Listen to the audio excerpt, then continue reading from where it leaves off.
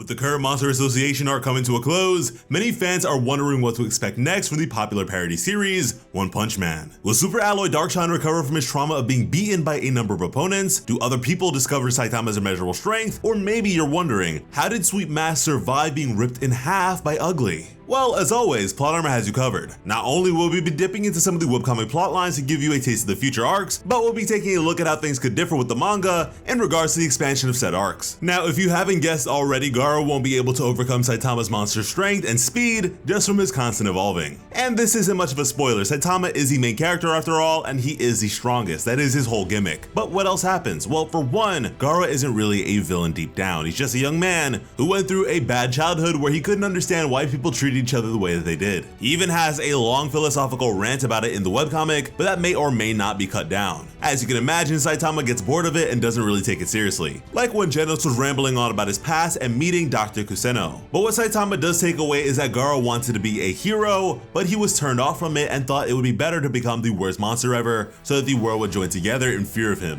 which is a bit similar to Attack on Titan. Some heroes don't appreciate that Saitama overlooked Garo's actions and encourages him to just stop playing the villain and become a hero instead. One of the opposers is Child Emperor, someone who has a clear moral compass. He, along with Sweet Mask, Zombie Man, and a number of others, urge Saitama to kill Garo. Somehow though, that doesn't seem to reflect their characters within the manga world, does it? Sure, Sweet Mask ends any and all monstrous threats regardless of their danger levels, but would Zombie Man and Child Emperor do the same when they're shown to possess such understanding personalities? Zombie Man wasn't intending to kill Homeless Emperor either, so this seems contradictory. Though if it's explained how powerful Garo's become, I guess they don't see him as anything but a monster to be exterminated. I'll leave the conclusion of that dispute for you to discover, seeing as it may be very different in the coming chapters. But before we get into the next arc's details, be sure to drop a like and subscribe to Plot Armor with notifications on. But yeah, this brings us to the Neo Hero Saga. In the aftermath of the war against the Monster Association, much has changed in their society. For one, Saitama does not have a house anymore, but he has moved up to A class, rank 39. Because of that and the fear the growing monster threat has brought, the Hero Association has a facility built to house both A rank and higher heroes, as well as the high society members who can afford the extra safety. This new saga begins with a single black S cell having survived the battle and a shrunken rover following Saitama like a puppy. But that's actually not the focus of the first arc. Instead, we get a deeper look into Fubuki and Tatsumaki's somewhat dysfunctional relationship. This section is dubbed the Psychic Sisters arc. With less than a dozen chapters, one makes it glaringly clear that Tatsumaki's poor upbringing has led her to treat her sister more like a helpless pet than family. Their clash is due to Fubuki discovering Psychosis' survival and wanting to question her, while Tatsumaki wants nothing more than to erase her existence completely. They have no choice but to go against each other, Fubuki insisting on being her own person, and the Fubuki group gets involved. At this point, they stand no chance and Fubuki wants to disband the group to keep them safe, which already happened in the manga. And I expect this means that they will try to convince her to take them back, which is also what Fubuki agrees on in the webcomic, so long as they all get strong enough that she won't have to worry about them. The fight goes on without the group, with Fubuki suffering at her sister's hand due to her overwhelming psychic abilities and fearing her because of it. Saitama has no choice but to step in between them.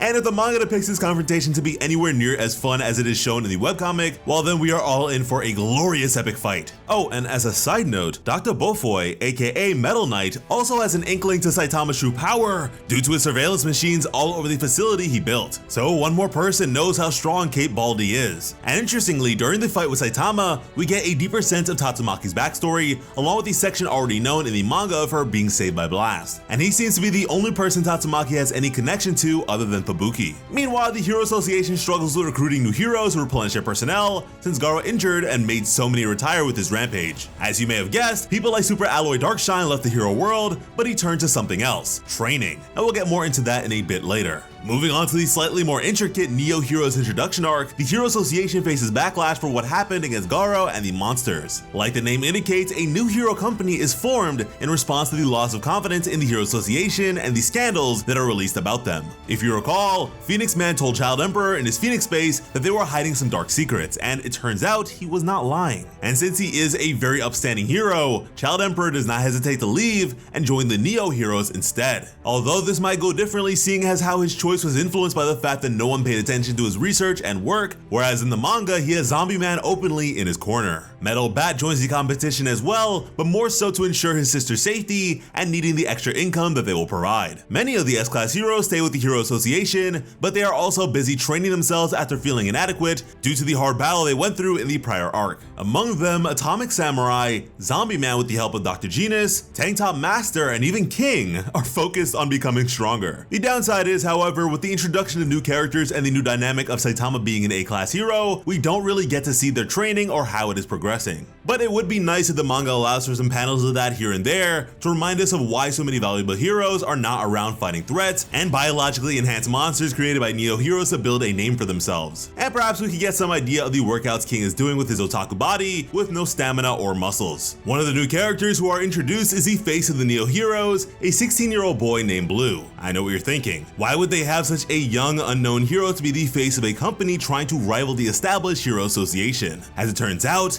Blue is Blast's son, and we know very little about him too. He has a strong sense of justice, he works hard, he's serious about what he does, and he doesn't seem to have much of a relationship with his father. The webcomic didn't have the chance to dive into his character as fully as they could have, and so I figured the manga would be the best place to expand on him. At the very least, I'd like confirmation as to him being Blast's son, with Blast popping in to deny what he claims, or to admit it's true and explain who Blue's mother is. It would be a nice way to get information on the Warp Portal user and his private life, and honestly, what better way to discuss this than with his alleged son involved? But getting back to the Neo heroes, there was a moment where Genos considered switching to their agency just to challenge himself in a new way and catch up to his master. But when Saitama tells him it is too much work, Genos changes his mind and follows his decision instead. Anywhere his master goes, Genos follows, I guess. As for Darkshine, he is a physical trainer at the Neo Heroes headquarters now and officially stopped doing hero work due to the fear of losing. He's not even able to spar with the newly hired heroes like the Sumo Yokozuna hero named Raiden, because his trauma comes back to him and prevents it. In the next short arc, we focus more on ninjas, as that is the name of it. You may have guessed already, but it features Flashy Flash and Sonic, as well as how they were trained and raised in the ninja village in their younger years. Not only do we get a better sense of their personalities, but we are also shown different sides of both of them, especially Flashy Flash, who was more brutal after having lived a nightmare for most of his youth. On the other hand, having survived the same hellish world, Sonic took a different route and continued along the path he was guided on to become an assassin. Without going into too much detail, we are informed of how close a friendship the two ninjas had in the past and how it frayed, with Flashy Flash purposefully slaughtering everyone in the village during his graduation. This also leads to them having to reunite briefly and work together against any previous ninja graduates who decide to turn on them and kill them. There's also the reveal that the village founder and leader, who was in a coma for 15 years because of Blast, has awakened and wants revenge. Considering how much more information we got in the manga about Blast compared to the very few crumbs in the webcomic, I think we can expect a decent flashback featuring this fight in question, since it seems to be so important to this arc. Also, it'd be interesting to see how a ninja village founder fights against someone like Blast, who we know so little about. Oh, and there's also the matter of Flashy Flash wanting Saitama to become his disciple since seeing his speed and power. But do keep in mind, Flashy Flash still underestimates Saitama's full power, which is also relevant to the manga version since he was unconscious when Saitama faced Garo. And mind you, Flashy Flash is my personal favorite character in One Punch Man, so I am definitely looking forward to all this coming to the manga. The ultimatum is that Saitama fix his sword then, and this leads to an interesting encounter between Saitama and the ninja village founder. He's basically killed off screen, and Saitama steals all his weapons and offers them to Flashy Flash and Sonic, so they will finally leave him alone.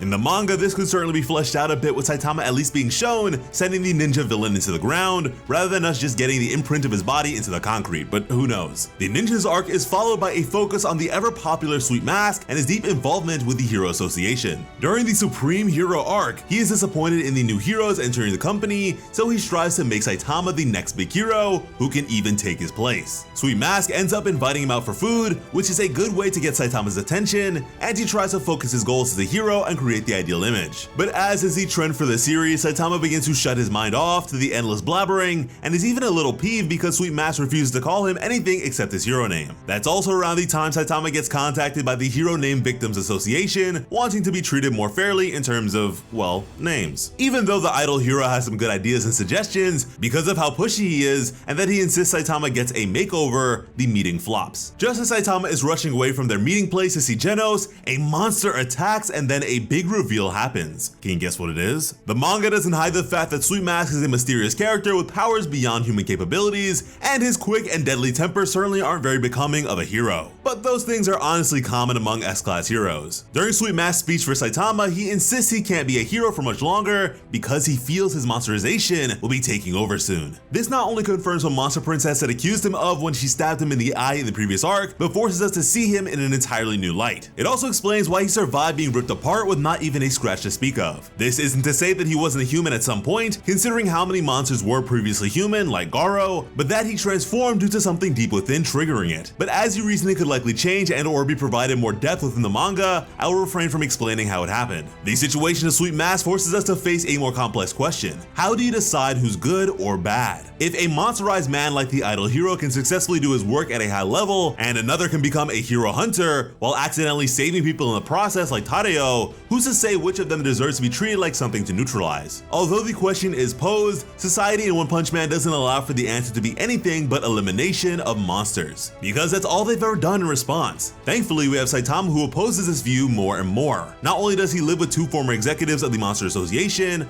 Rover and Black S, but he defended both Garo and Sweet Mask, who were threatened with execution. And yeah, you heard that right, Sweet Mask's true nature is revealed to the public, and he is hunted for it by the same people he protected. From how things are going, Saitama won't be able to be a hero for long considering his stance on good and evil. As long as someone isn't killing and causing destruction, Saitama feels no reason to get rid of them, regardless of their nature. Sweet Mask had the foresight to understand that Saitama would be a more acceptable hero than himself, at least in terms of his physiology, and that's why he wanted to train him to take his place as the new ideal. Of course, he also planned for Saitama to kill him in order to gain favor from the public, but that's another story. Saitama's type of heroism might not be an issue until after the Neo Hero's true plans and the threat of Meta Knight's frustration with Saitama's boundless power are under control, but eventually the public will turn on him, much like in the past. This time, however, it won't be because they think he's taking credit from others. Instead, they might start to question whether he's really human, since he is so unbelievably strong, and where that power comes from. Having dealt with Sweet Mask who shocked them all, the public will begin to doubt all the heroes who show too much prowess at their job, especially since even Metal Knight's defense system could not detect that Sweet Mask had any monsterization in him. Zombie Man might be the next one hunted, especially if they question his ungodly survival and how it resembles Sweet Mask's powers. That wouldn't be much of a stretch considering the idol hero himself accused Zombie Man of being a monster, but that might have been intended to project his own nature onto him. To find out what happens after Sweet Mask is outed as a mysterious being, check out the webcomic, and I'm sure the twist in there will not disappoint. Just to give you a taste of what's to come far off in the manga's future, the current webcomic arc is called Neo Heroes Uprising. A lot of the series' society changes with this arc, and possibly some surprising deaths await us. As always, I'm Slice of Otaku. Thank you all so much for watching, and have an awesome